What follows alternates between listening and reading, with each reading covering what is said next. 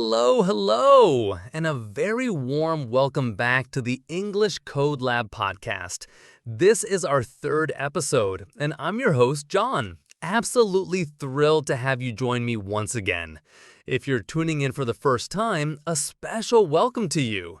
We've all been there, haven't we? That nagging feeling, that task we know we should be doing, but somehow we find ourselves scrolling through social media, reorganizing our desk, or suddenly feeling an urgent need to clean the entire house. Yes, today we're diving deep into a topic that affects us all, a silent saboteur of our dreams and goals, procrastination. Now, I know what some of you might be thinking. Oh no, not another lecture on productivity. But trust me, this isn't about shaming or guilt. This is about understanding why we procrastinate, and more importantly, equipping you with practical, compassionate strategies to break free from its grip. Imagine a world where you tackle your English studies with enthusiasm, where you complete tasks with a sense of accomplishment, and where that heavy feeling of should is replaced by the lightness of done. That's the world we're going to explore today. So grab a cup of your favorite beverage, get comfortable, and let's embark on this empowering journey together.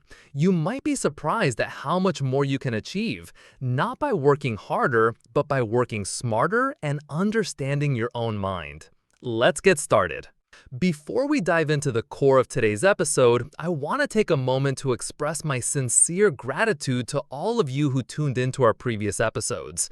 Your feedback has been truly inspiring, and it fuels my passion to bring you content that genuinely helps you on your English learning journey. We've received so many thoughtful messages and questions, and it's clear that there's a real desire out there for practical advice, not just on language skills, but on the mental game of learning too. That's exactly what we're here for at English Code Lab, to provide you with the tools, strategies, and encouragement you need to become a confident and fluent English speaker and a more effective learner overall. So if you haven't already, make sure to check out our first two episodes where we laid some important groundwork for your English learning journey and discussed unlocking your fluency. And if you're enjoying what you hear, please consider subscribing and sharing this podcast with your friends. Your support helps us reach more learners and build this amazing community.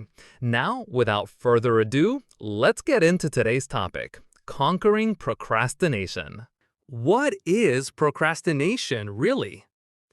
Before we jump into the how-to, let's clarify what we mean by procrastination. It's more than just being lazy. Think of it like a temporary escape, a short-term mood boost. When we procrastinate, we're often choosing to do something more pleasurable or less demanding in the present moment, even though we know it will have negative consequences later.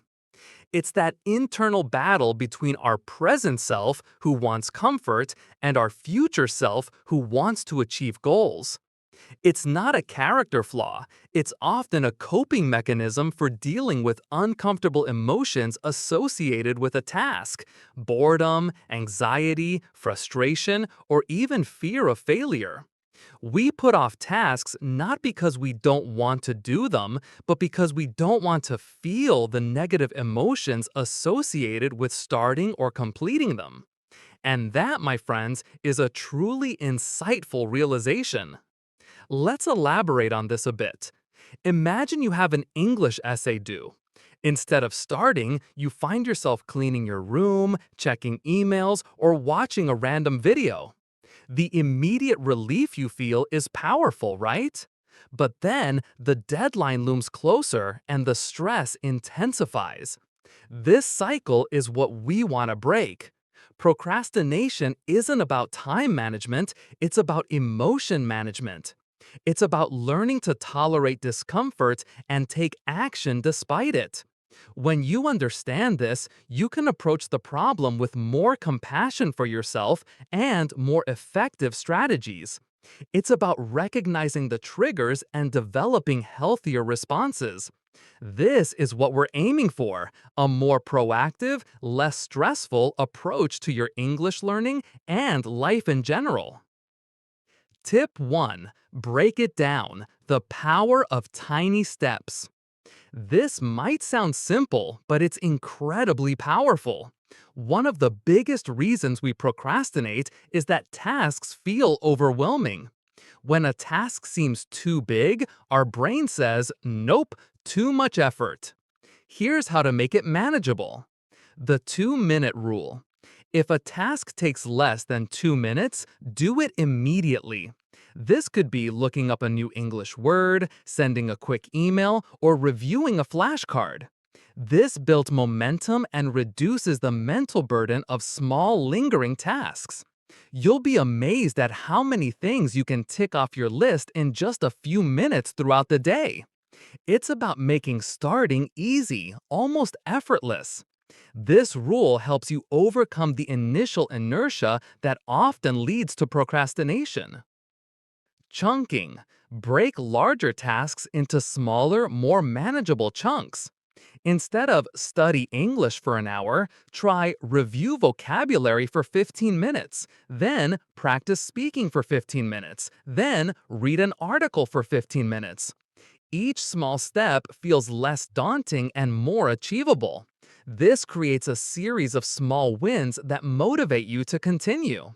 For your English studies, this could mean breaking down a grammar topic into individual rules or a listening exercise into short segments. The key is to make each chunk small enough that it doesn't trigger your procrastination response. First step focus. Don't think about the entire task, just focus on the very first step. If you need to write an essay, the first step might be open a blank document. If you need to practice speaking, the first step might be find a topic. Once you start, the momentum often carries you forward. This is about lowering the barrier to entry. The hardest part is often just beginning. By focusing on the absolute smallest first action, you trick your brain into getting started, and once you're in motion, it's much easier to keep going. Remember, a journey of 1,000 miles begins with a single step.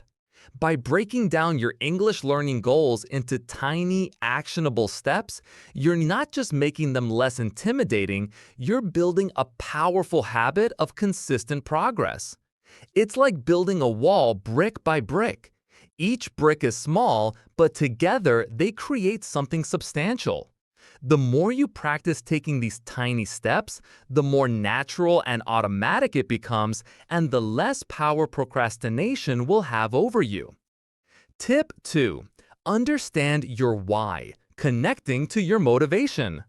Often, we procrastinate on tasks that feel meaningless or disconnected from our larger goals. But here's the secret.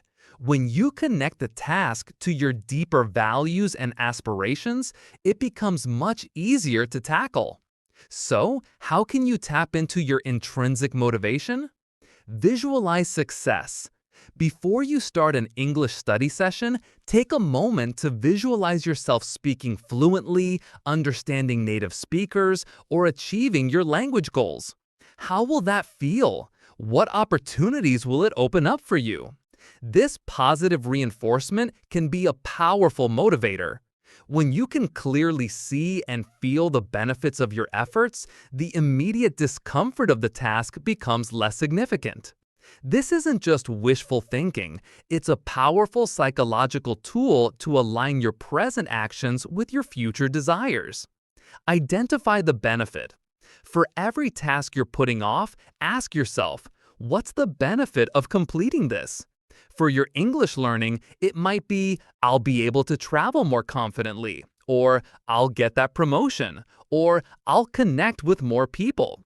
Focusing on the positive outcome shifts your perspective. Even if a task is boring, understanding its contribution to your larger goal can make it more palatable. This helps you reframe the task from a burden to a stepping stone towards something you truly want. Reward yourself wisely. This isn't about bribing yourself, but about acknowledging your effort. After completing a challenging English task, give yourself a small, immediate reward. It could be listening to your favorite song, watching a short video, or taking a brief walk. Make sure the reward is something you genuinely enjoy and that it doesn't lead to more procrastination. The key is to create a positive feedback loop. This trains your brain to associate completing tasks with positive feelings, making you more likely to tackle them in the future. The reward should be proportional to the effort and should not undermine your long-term goals. Remember, your why is your fuel. The clearer you are about why you're learning English and why you need to complete certain tasks, the more resilient you'll be against the urge to procrastinate. Don't wait until you feel motivated. Find your motivation and action will follow. The more you connect with your purpose, the faster you'll build the inner drive needed for true consistency. Tip 3. Create an environment for success, minimizing distractions. Our environment plays a huge role in whether we get things done or fall prey to distractions. For B1 learners, creating a focused study space can make all the difference. It's not just about willpower, it's about setting yourself up for success. Designate a study zone. Have a specific place where you do your English studies. It could be a corner of your room, a desk, or even a particular chair. When you're in that zone, your brain knows it's time to focus on English. This creates a mental association between the space and the activity, making it easier to get into a productive mindset. Try to keep this area tidy and free from clutter, as a chaotic environment can lead to a chaotic mind. This dedicated space signals to your brain that it's time for serious work. Silence your notifications. This is a big one. Put your phone on silent, turn off social media notifications, and close unnecessary tabs on your computer. Every notification is a potential distraction that pulls you away from your English learning. Consider using apps that block distracting websites for a set period. This creates a deep work environment where you can fully immerse yourself in your studies without constant interruptions. Even a quick glance at a notification can break your concentration and make it harder to get back into the flow of learning. Prepare your materials. Suggestive, reflective. Before you start your English session, gather everything you'll need: your notebook, pen, textbook, headphones, and a glass of water. This minimizes reasons to get up and break your focus once you've started. The less friction there is to starting, the more likely you are to begin and continue. This simple act of preparation can significantly reduce the chances of procrastination by removing excuses and making the transition into study mode seamless. It's about making the path of least resistance the path towards productivity. Remember, you are the architect of your environment. By consciously designing a space that supports focus and minimizes distractions, you're not just making it easier to study English, you're building a habit of intentionality. The more you control your surroundings, the more naturally productivity will flow. It's about creating a sanctuary for your learning, a place where you can truly immerse yourself and make consistent progress. Sometimes, even with the best intentions, we struggle to hold ourselves accountable. That's completely normal. The most important thing is to leverage external support to keep you on track. Think of it like having a workout buddy. You're less likely to skip the gym if someone is waiting for you. Language learning is exactly the same. Find a study partner or group. Connect with other English learners. You can motivate each other, practice together, and hold each other accountable for your study goals. Knowing someone else is relying on you can be a powerful incentive. This creates a sense of shared responsibility and makes the learning process more enjoyable. You can quiz each other, practice conversations, or even just check in daily on your progress. The social aspect can significantly boost your motivation and reduce feelings of isolation. Tell someone your goals. Share your English learning goals with a friend, family member, or even your English teacher. When you vocalize your intentions, you create a sense of commitment. They can then check in with you, offering encouragement or gentle reminders. This creates a form of social pressure that can be incredibly effective. It's not about fear of judgment, but about the positive push that comes from having someone else invested in your success. This simple act can make your goals feel more real and tangible. Join an online community or forum. There are many online platforms and groups dedicated to language learning. Participate in discussions, share your progress, and seek advice. The sense of belonging and shared purpose can be a huge motivator. These communities provide a safe and supportive environment where you can ask questions, celebrate successes, and get encouragement when you face challenges. The collective energy of a community can be a powerful antidote to procrastination. Schedule your study time. Treat your English study sessions like important appointments that you cannot miss. Block out specific times in your calendar and stick to them. When you have a dedicated slot, it's harder to put it off. This creates a routine and signals to your brain that this time is non-negotiable. Consistency is key, and scheduling helps you build that consistency. Even if you only have 15 to 20 minutes, scheduling it makes it more likely to happen than just hoping you'll find time. Remember, you don't have to conquer procrastination alone. By building a support system and creating external accountability, you're adding powerful layers of protection against the urge to delay. Don't wait until you feel perfectly motivated. Create systems that make you motivated. The more you lean on others and commit to your schedule, the faster you'll build the discipline needed for true progress. Conclusion: your journey to a proactive you. John. And there you have it, our deep dive into the world of procrastination and how to reclaim your time and energy. Remember, procrastination is a common human experience, not a personal failing. It's a signal, often pointing to underlying emotions or an overwhelming task.